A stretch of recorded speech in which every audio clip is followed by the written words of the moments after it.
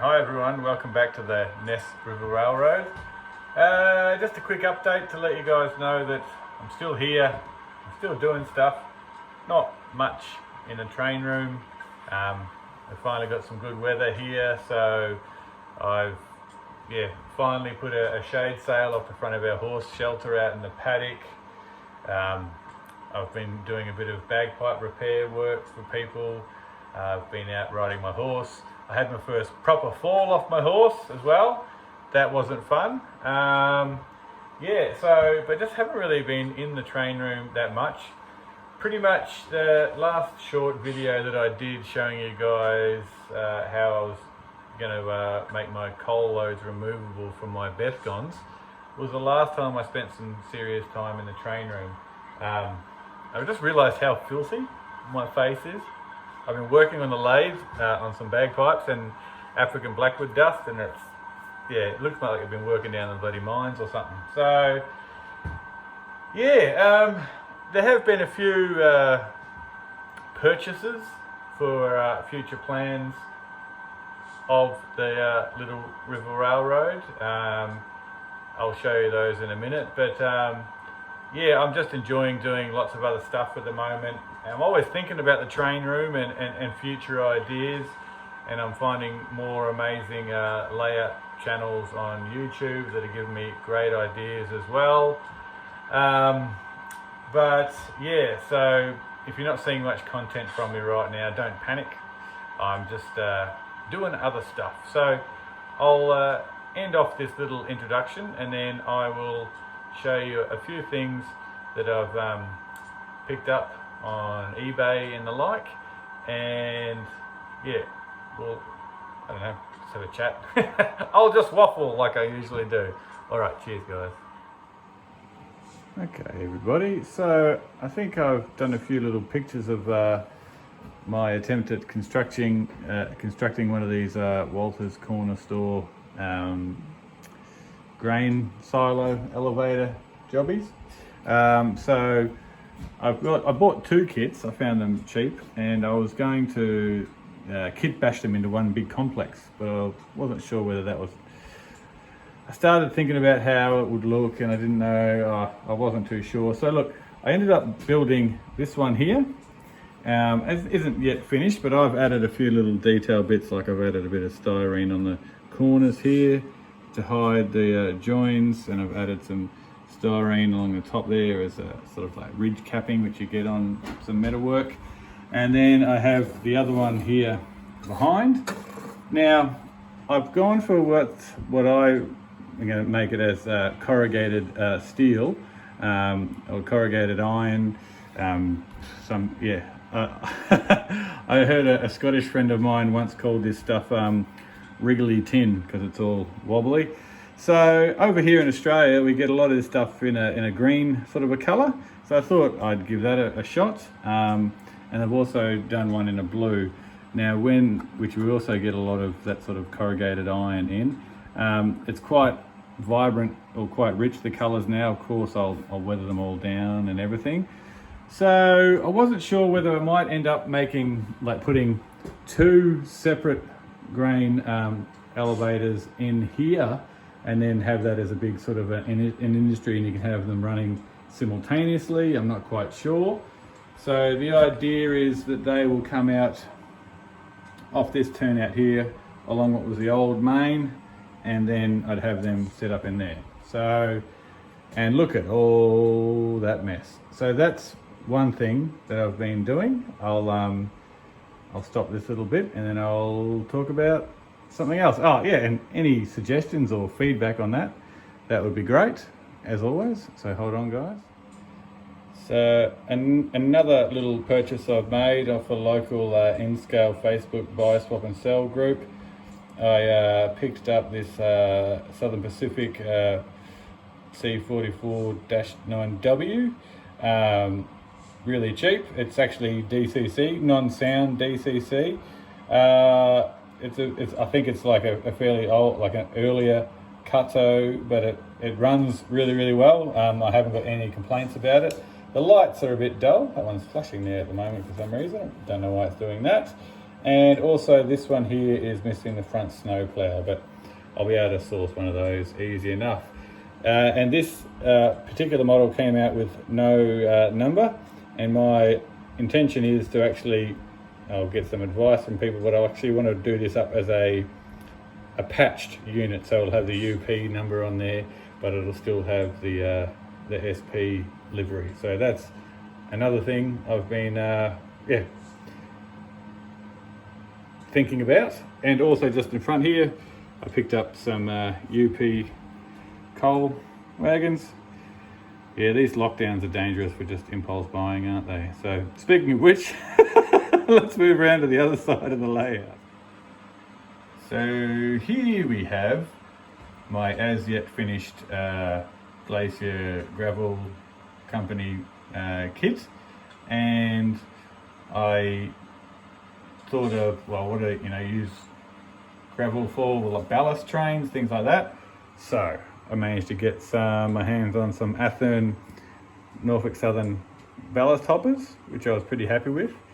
But then scouring eBay yet again, and I found this selection of 2-bay hoppers from a local seller here, and picked them up on eBay. And what is there, 2, 4, 6, 8, 12, I believe, and I think I got them all for $160. So I was pretty happy with that. And they've all got Microtrains couplers and trucks, and then I still have quite a large stash of metal wheels, so I've gone through and put metal wheels on those. So that leads me on to my next idea, which I'll have a chat to you guys about in a second. Oh, and they've also, some of them have been weighted as well, so yeah, they were, when they were getting used, they were, probably ran quite well. So bear with me and we'll have a bit of a chat. Cheers. And one other thing I've got going on at the moment, I don't know where my gimbal is. I think it's up in the house somewhere. So anyway, yeah, it probably was, because I did a video of me playing my bagpipes for my other channel. So yeah, that's probably where it is. There you go, just remembered. So, those hoppers there, well, I'm going to have to do some research, because I'm thinking what I might do for my gravel area and stuff like that. I might do my own little custom hoppers for my own little custom sort of small operating company that runs its own locos and rolling stock, like a freelance railway, I guess, as part of my layout. So yeah, so I might end up respraying or painting all of those, or patching them or something. And I know what I'll be getting from Father Christmas at the end of the year, or in a couple of weeks' time, and that is an undecorated loco. It's actually an Australian-built locomotive, and it doesn't belong on a US based layout. But hey, I love these locos. I'm not going to tell you what it is until I get it, so it'll be a surprise for you guys. I know I'm getting it. So, but yeah, so any advice on painting up locos or rolling stock, or links to any good videos, and making decals and stuff like that, would be more than welcome. So, and also I'm still tinkering in my mind with what to do with that end room there. So hold on a second, I'll stop this and we'll keep chatting. So for those of you who have followed a fair bit of my channel, you'll know that I've made these loops here, and I've made these loops here, and so I can just walk in to my layout room, because I was wanting to avoid a duck under. Well, I saw a really cool video the other day of a chap that's made a slide up section. So I might actually end up leaving that as is, those loops. I'm not going to rip that out, but they'll, from that back siding there and this point there and this one here, they'll go to a Y down near the end of this benchwork, and then I'm just going to have some real scenic single track all the way around the back end there, and then coming up to some small industries over here.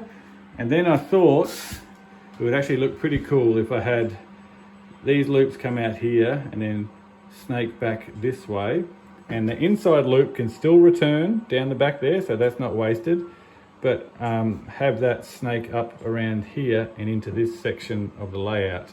And the only difference is I will have to put a point in there to maintain that loop, and then the yard lead will come this way. But I think that would be a cool sort of snaking scene that could then come around, join onto here, and then round, and then back over to there. So we'll see. That's just an idea. Anyway, and no more progress on there. What's the point of this video, to be honest? Ooh, so hold on a second, fix that up. So that's about it at this point in time, everybody. Sorry I don't have any cool new landscaping or anything to show you, but yeah, like I said, I've just been busy doing life, doing other stuff. So you know, Ness River Railroad's always ticking away in the back of the brain, and I'm always thinking of different ideas, and yeah, we'll see what comes of it. But yeah, I did find a video I might tack on the end of this. So, you know, I used to be the Little River Railroad, and then it was the Ness River Railroad. Well, when we adopted Ness, oh crikey, 2 years ago now, almost, I picked her up in a town called Elmore. And in Elmore, I happened to stumble across a couple of broad gauge S-Class locos loading up some grain, about to head southbound, and I found a video of that, so I might chuck that on the end of this. So, and I might chuck in some photos or videos of other stuff that I've been doing. So thanks for following. I think I'm up to 1,100 subscribers now. Oh, and someone keeps saying, oh, you know, you'll be able to, or people at my work like, oh, you must be making money out of this now. No, I'm not. Yeah, monetization on YouTube, I don't know. I think I've got the 1,000 subscribers, which some people say, oh, you can monetize it, whatever. That's not really why I'm doing this. I'm just doing this for a bit of fun.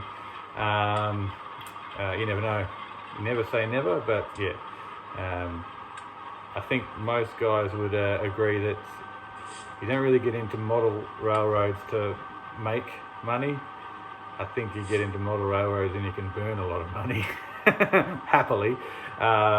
So yeah, 1,100 subscribers. So anyone who's new to the channel, thanks for coming along. And I'm probably not going to do anything major before Christmas, guys. You know, family, work, fun, doing other stuff. But yeah, when I do get some more progress or something, I'll do another video. Alright, thanks everyone. Sorry to let you down with no cool footage. Alright, see ya. Bye.